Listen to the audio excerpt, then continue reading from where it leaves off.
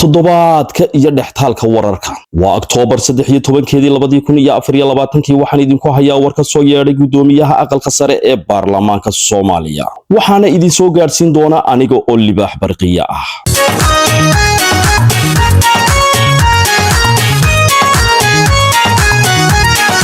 gudagalna warka waxaa soo baxayay khilaaf siyaasadeed oo ka taagan kursiga sanatarka ee ra'iisul wasaare ku xigeenka Soomaaliya Saalax Axmed Jaamac gudoomiyaha aqalka sare ee Cabdi Xaashi Cabdulaahi ayaa dhawaan ku dhawaaqay in Saalax uu waayay kursigaasi kadib markii uu ka maqnaa 4 kal fadhi oo xiriir ah sida uu sheegay gudoomiyuhu dastuurka Soomaaliya ayaa dhigaya in kursiga uu si toos ah u banaynayo haddii xildhibaanku ka maqnaado kalfadhiyada ra'iisul wasaare ku xigeenka Saalax Axmed Jaamac ayaa si adag u diiday go'aankaasi isaga oo ku tilmaamay mid sharci darro ah oo aan waafaqsanayn dastuurka dalka u yaala wuxuu sheegay in gudoomiyaha aqalka sare uusan lahayn awood uu ku eri karo sanatar isaga oo tilmaamay in nidaamka sharci ee baarlamaanka looga baahan yahay in ay si rasmi ah loo geliyo cod xilka qaadis ah arrintan ayaa keentay khilaaf weyn oo dhexmaray xubnaha aqalka sare